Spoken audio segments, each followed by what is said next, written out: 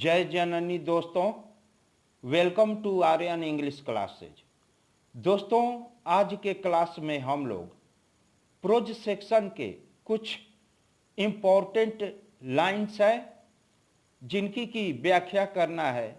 तो चलिए फिर इस व्याख्या को स्टार्ट करते हैं। पहला क्वेश्चन है कि we notice that the mind is a restless bird. हम लोग मानते हैं कि मन एक बेचैन पक्षी के जैसा है। The more it gets the more it wants. यह जितना अधिक पाता है उतना ही अधिक इसकी लेने की चाहत और बढ़ती जाती है। And still remains unsatisfied. और फिर भी यह असंतुष्ट ही रहता है। तो दिए गए लाइंस की व्याख्या करना है। तो चलिए फिर इसकी व्याख्या को देखते हैं। This extract has been taken from Gandhi जैसे इंडियन सिविलाइजेशन एंड कल्चर। यह उदाहरण गांधी जी के निबंध भारतीय सभ्यता और संस्कृति से लिया गया है। Where he says that mind is a restless bird because the more it gets the more it wants and still remains unsatisfied। जहां वे कहते हैं कि मन एक बेचैन पक्षी है क्योंकि यह जितना अधिक पाता है इसकी पाने की चाहत और अधिक बढ़ती जाती है और फिर भी यह असंतुष्ट ही रहता है। आगे कहते हैं कि the more we indulge in our passions the more unbridled they become. जितना अधिक हम अपने भावनाओं में बहते हैं, शामिल होते हैं, उतने ही बेलगाम हो जाते हैं। आगे कहते हैं कि so we should set a limit to our indulgences because happiness is a largely a mental condition which does not depend whether one is rich or poor। अर्थात इसलिए हमें अपने भोगों के लिए एक सीमा निर्धारित करनी चाहिए। Because happiness is a largely a mental condition which does not depend whether one is rich or poor। क्योंकि खुशी काफी हद तक एक मानसिक स्थिति है जो इस बात पर निर्भर नहीं करती है कि कोई अमीर है या गरीब। नेक्स्ट क्वेश्चन है कि A man is not necessarily happy because he is rich और unhappy because he is poor। अर्थात यह जरूरी नहीं है कि एक आदमी खुश है क्योंकि वह अमीर है या दुखी है क्योंकि वह गरीब है। The rich are often seen to be unhappy, the poor to be happy। अर्थात अमीरों को भी अक्सर दुखी देखा जाता है और गरीबों को खुश देखा जाता है। तो दिए गए लाइंस की व्याख्या करना है। तो चलिए फिर इसकी व्याख्या को देखते हैं। This lines have been taken from Gandhi जैसे इंडियन सिविलाइजेशन एंड कल्चर। ये लाइंस गांधी जी के निबंध भारतीय सभ्यता और संस्कृति से ली गई है। He says that happiness is largely a mental condition. वे कहते हैं कि खुशी काफ़ी हद तक एक मानसिक स्थिति है। A man is not necessarily happy because he is rich और unhappy because he is poor. एक आदमी यह जरूरी नहीं है कि वह खुश है इसलिए कि वह अमीर है और दुखी है क्योंकि वह गरीब है। The rich are often seen to be unhappy, the poor to be happy. अमीरों को भी अक्सर दुखी देखा जाता है और गरीबों को खुश देखा जाता है। आगे गांधी जी कहते हैं कि our real happiness and health depend upon our proper use of hand and feet, अर्थात हमारी वास्तविक खुशी और स्वास्थ्य हमारे हाथ और पैरों के उचित उपयोग पर निर्भर करते हैं। Machinery and materialism would make us slave and we will lose our moral fibre, अर्थात मशीनरी और भौतिकवाद हमें गुलाम बना देगा और हम अपने नैतिक आचरण को खो देंगे। नेक्स्ट क्वेश्चन है कि civilization is that mode of conduct which points out to man the path of duty, अर्थात सभ्यता आचरण का वह पैमाना है जो आदमी को कर्तव्य का मार्ग दिखलाता है। दिए गए लाइंस की व्याख्या करना है, तो चलिए फिर इसकी व्याख्या को देखते हैं। This extract has been taken from Gandhi जैसे इंडियन सिविलाइजेशन एंड कल्चर, अर्थात यह उदाहरण गांधी जी के निबंध भारतीय सभ्यता और संस्कृति से लिया गया है। He says that our ancient Indian civilization teaches us an imperative restriction upon our wants, अर्थात वे कहते हैं कि हमारी प्राचीन भारतीय सभ्यता हमें अपनी इच्छाओं पर एक अनिवार्य प्रतिबंध सिखाती है। विच प्रोवाइड्स हैप्पीनेस, जो हमें खुशी प्रदान करती है। Western civilisation teaches us indefinite multiplicity of human wants which creates miseries, अर्थात पश्चिमी सभ्यता हमें मानव की अनिश्चित बहुलता सिखाती है जो दुख पैदा करती है।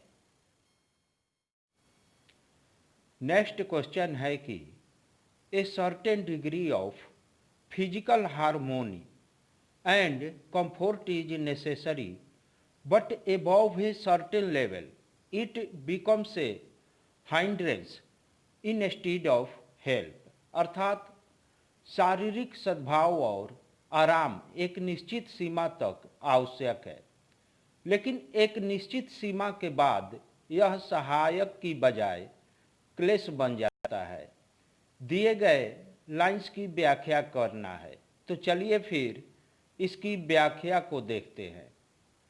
These lines have been taken from Gandhi जैसे इंडियन सिविलाइजेशन एंड कल्चर। दिए गए ये लाइंस गांधी जी के निबंध भारतीय सभ्यता और संस्कृति से ली गई है। He says that to a certain extent physical harmony and comfort is necessary, but above limit it becomes a hindrance instead of help, अर्थात वे कहते हैं कि एक निश्चित सीमा तक शारीरिक सामंजस्य और आराम आवश्यक है, लेकिन सीमा से ऊपर यह मदद के बजाय एक बाधा बन जाता है। A man must arrange his physical and cultural circumstances so they do not hinder him in his service of humanity। आगे वे कहते हैं कि एक आदमी को अपनी शारीरिक और सांस्कृतिक परिस्थितियों को व्यवस्थित करना होगा ताकि वे उसे मानवता की सेवा में बाधा न दे। नेक्स्ट क्वेश्चन है कि power should be used only moral purposes, अर्थात पावर का प्रयोग केवल नैतिक उद्देश्यों के लिए किया जाना चाहिए। दिए गए लाइन की व्याख्या करना है, तो चलिए फिर इसकी व्याख्या को देखते हैं। This line has been taken from doctor Zakir Hussain's speech Bharat is my home. यह लाइन डॉक्टर जाकिर हुसैन के भाषण भारत मेरा घर है से लिया गया है। Where he is of the view that the national temperament and inheritance set up by our great leader Mahatma Gandhi that power should be used only for moral purposes can only be fulfilled by both individual and social work। अर्थात वे कहते हैं कि हमारे महान नेता महात्मा गांधी द्वारा स्थापित राष्ट्रीय स्वभाव और विरासत में शक्ति का प्रयोग केवल नैतिक उद्देश्यों के लिए किया जाना चाहिए, which will provide our state a special flavor, which is not just an organization of power but a moral organization। अर्थात व्यक्तिगत और सामाजिक दोनों कार्यों से पूरा किया जा सकता है, जो हमारे राज्य को एक विशेष रंग या स्वाद प्रदान करेगा, जो न केवल सत्ता का संगठन है बल्कि एक नैतिक संगठन भी है। नेक्स्ट क्वेश्चन है कि the past is not dead and static, अर्थात अतीत मृत और स्थिर नहीं है। दिए गए लाइन की व्याख्या करना है, तो चलिए फिर इस लाइन की व्याख्या को देखते हैं। This line has been taken from doctor Zakir Hussain's speech Bharat is my home. यह लाइन डॉक्टर जाकिर हुसैन के भाषण भारत मेरा घर है से लिया गया है। Where he is of the view that India is a young state of an ancient people, अर्थात जहां उनका विचार है कि भारत एक प्राचीन लोगों की एक युवा राज्य है, who have striven to realize timeless absolute values in their own way through cooperation of diverse ethnic elements। अर्थात वे कहते हैं कि जो सहकारिता के माध्यम से अपने तरीके से कलातीत पूर्ण मूल्यों का एहसास करने के लिए प्रयासरत है और विविध जातीय तत्वों की। नेक्स्ट क्वेश्चन है कि I must confess that I am overwhelmed by the trust my people have placed in me by electing me to the highest office in the land। अर्थात मुझे यह स्वीकार करना चाहिए कि मेरे देश के लोगों ने मुझ पर जो विश्वास किया है उससे मैं अभिभूत हूँ और मुझे देश के सर्वोच्च पद के लिए चुना है। तो दिए गए लाइन्स की व्याख्या करना है, तो चलिए फिर दिए गए लाइन्स के व्याख्या को देखते हैं। These lines have been taken from Dr. Zakir Husain's speech Bharat is my home after taking the oath as the President of India। अर्थात दिए गए लाइन्स भारत के राष्ट्रपति के रूप में शपथ लेने के बाद डॉक्टर जाकिर हुसैन के भाषण भारत मेरा घर है से लिए गए हैं। Here he says that he is overjoyed by the faith of the people in him, electing him as the head of the country, अर्थात यहाँ वे कहते हैं कि देश के मुखिया के रूप में उन्हें चुनने के लिए लोगों की आस्था से उन्हें बहुत खुशी हुई है।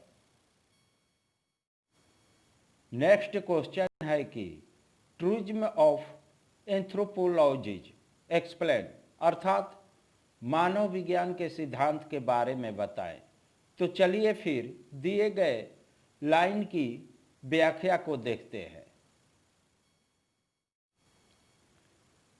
This line has been taken from Germaine Greer's famous essay a child is born, which has been taken from her famous book sex and destiny, अर्थात यह लाइन जर्मन ग्रीयर के प्रसिद्ध निबंध ए चाइल्ड इज बॉर्न से लिया गया है, जिसे उनकी प्रसिद्ध पुस्तक सेक्स एंड डेस्टिनी से लिया गया है।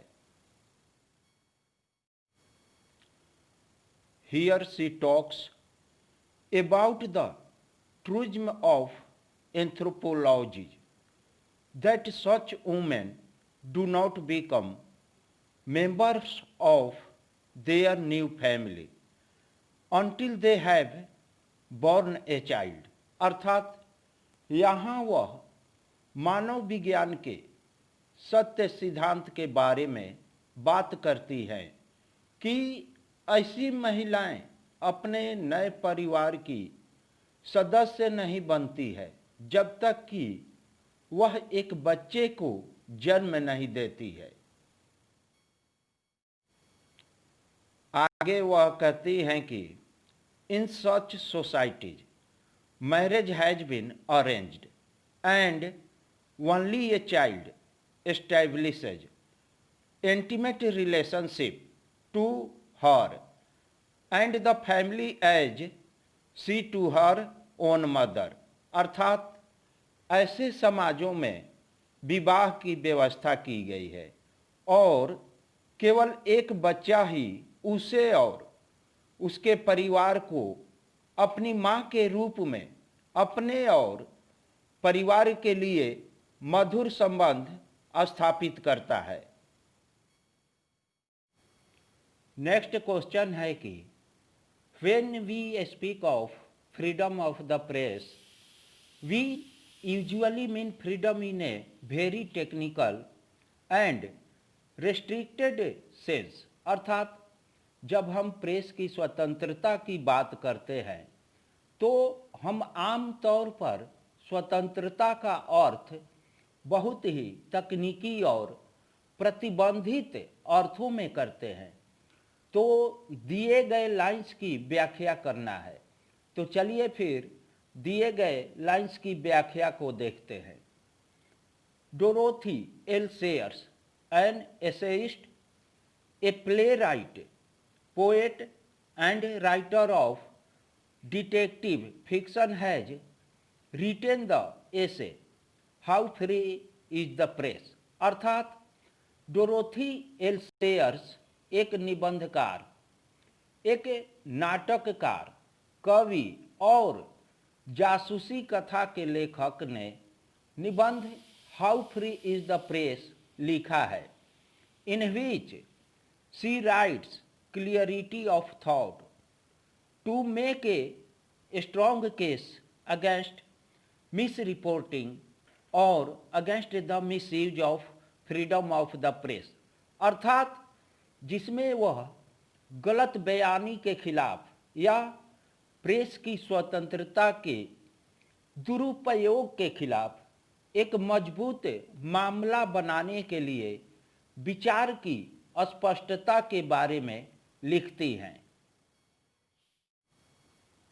We usually mean by the term free press in a very technical and restricted sense, namely freedom from direction और सेंसरशिप बाय द गवर्नमेंट, अर्थात हम आम तौर पर एक बहुत ही तकनीकी और प्रतिबंधित अर्थों में स्वतंत्र प्रेस शब्द से मतलब है सरकार द्वारा दिशा या सेंसरशिप से स्वतंत्रता। She considers that censorship during war must be treated as an exception। अर्थात वह मानती हैं कि युद्ध के दौरान सेंसरशिप को एक अपवाद के रूप में माना जाना चाहिए।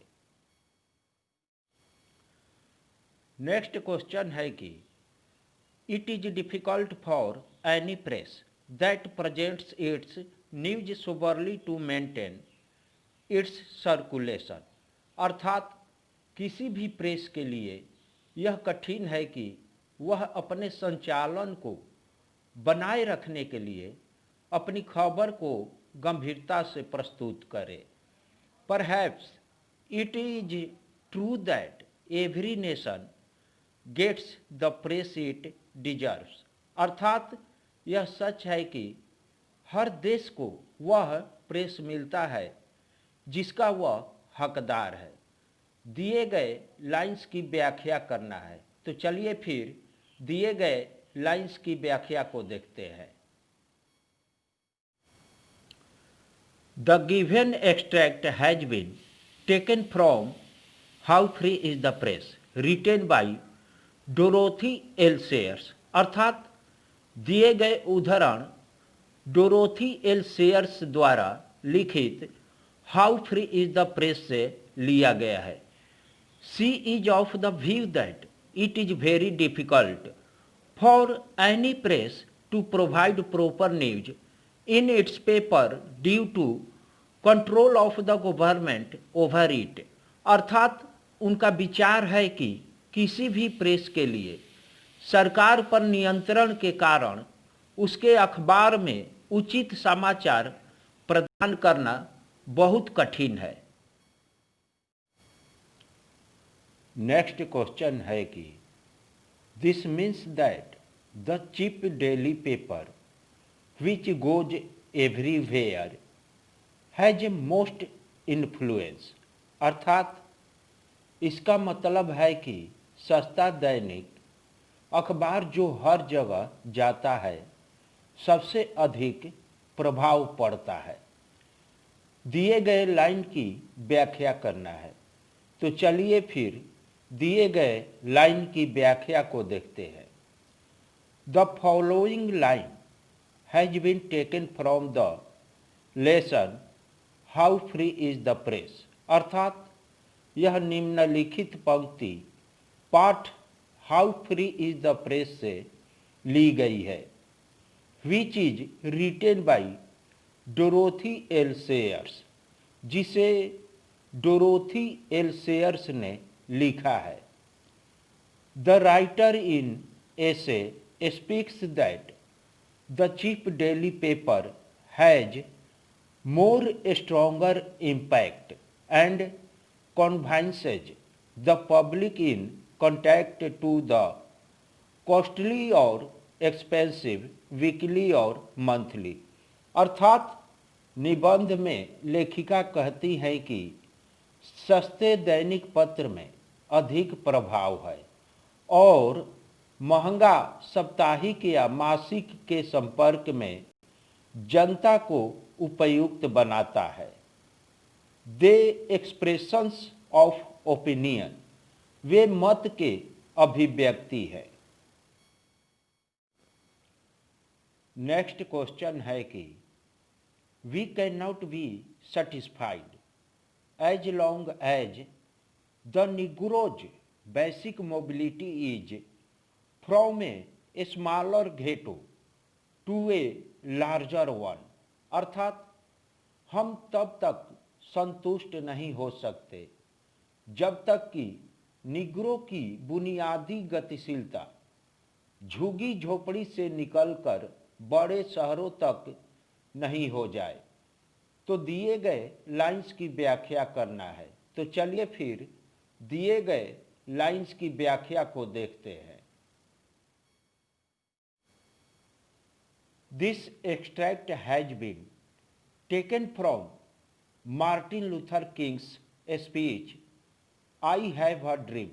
अर्थात यह उदाहरण मार्टिन लूथर किंग के भाषण आई हैव अ ड्रीम से लिया गया है, in which he says about the end of segregation and social discrimination, अर्थात जिसमें वह अलगाव और सामाजिक भेदभाव के अंत के बारे में कहते हैं।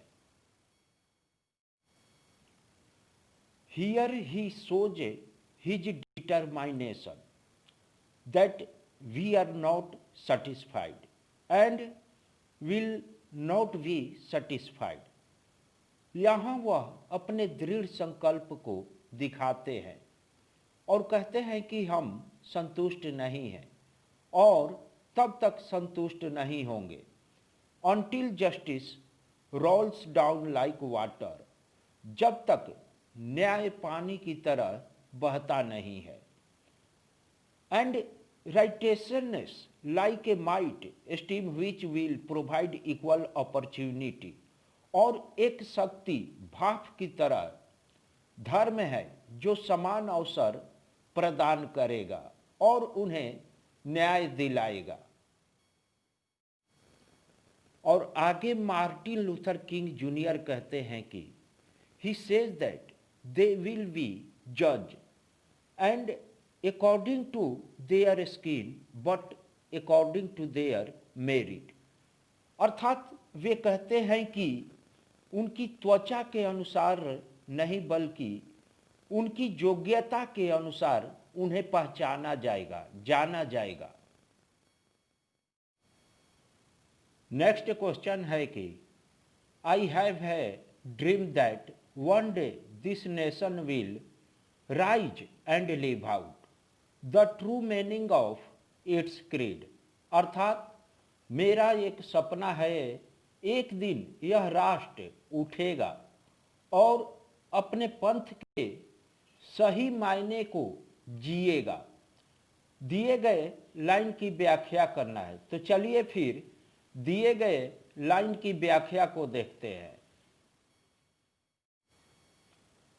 The following line has been taken from I have a dream which is written by Martin Luther King Junior, अर्थात निम्नलिखित पंक्ति को आई हैव अ ड्रीम से लिया गया है जिसे मार्टिन लूथर किंग जूनियर ने लिखा है। The writer in his speech says about his dream of seeing Alabama as a developed state free of racial distinction between the whites and the blacks, अर्थात लेखक अपने भाषण में अल्बामा को विकसित राज्य के रूप में देखने के अपने सपने के बारे में कहता है जो गोरों और कालों के बीच नस्लीय भेद से मुक्त है।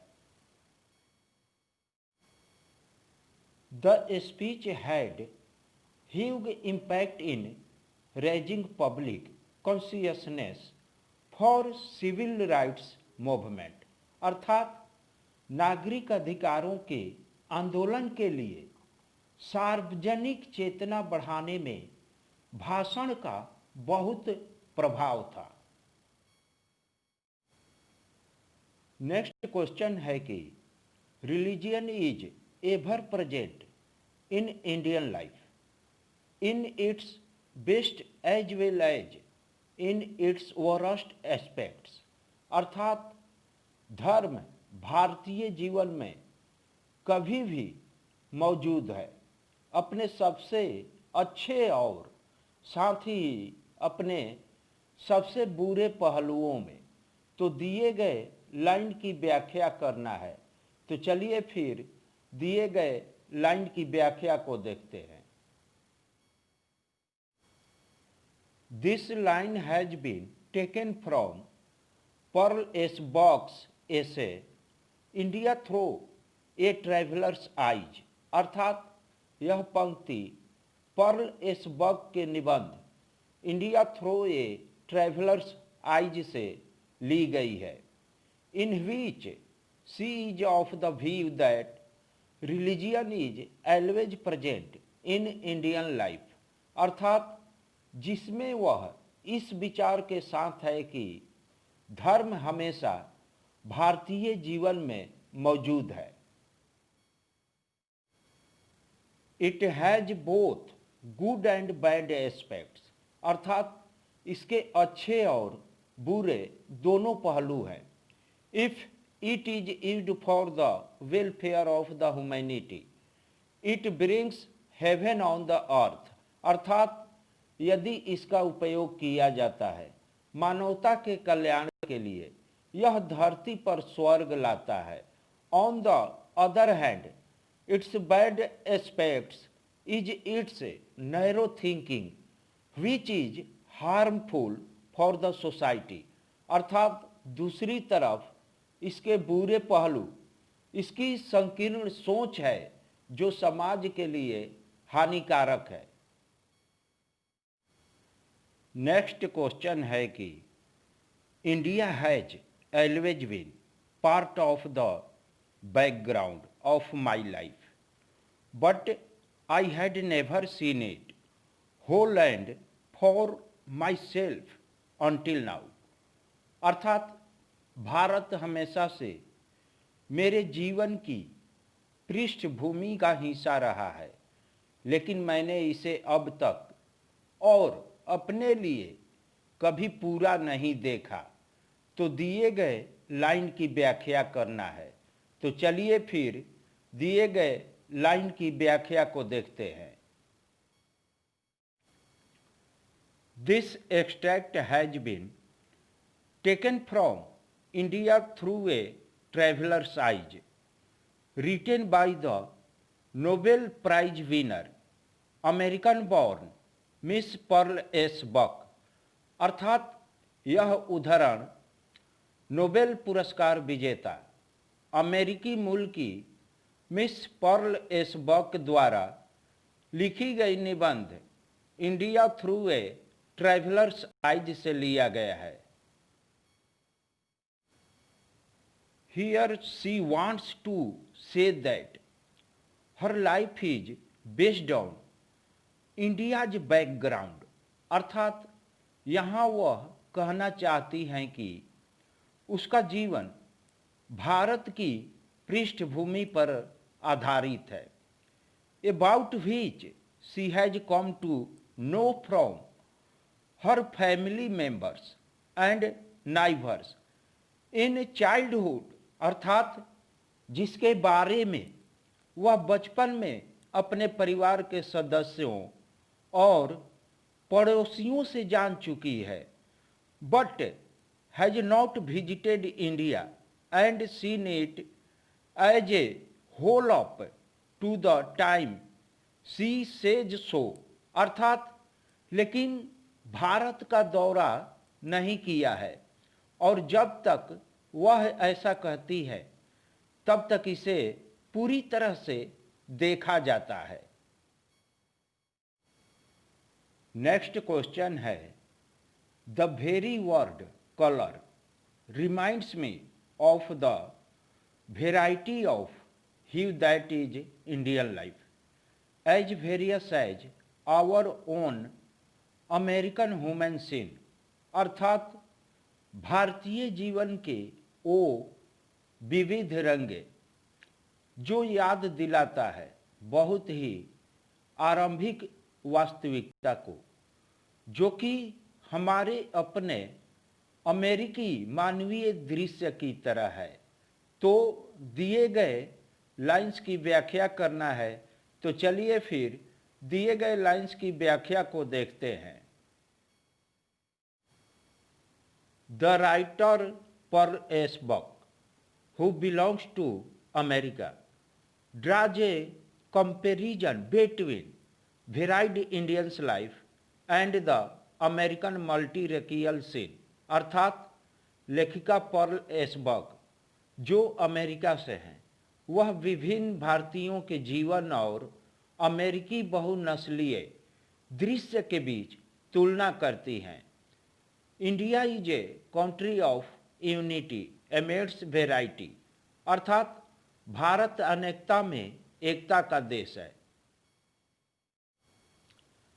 आगे वह कहती हैं कि the people belong to different caste, creed, race, language, religion and physical structure, अर्थात लोग अलग अलग जाति, पंथ, नस्ल, भाषा, धर्म और भौतिक संरचना से संबंधित है, but they have sense of being Indian, लेकिन उनमें भारतीय होने की भावना है।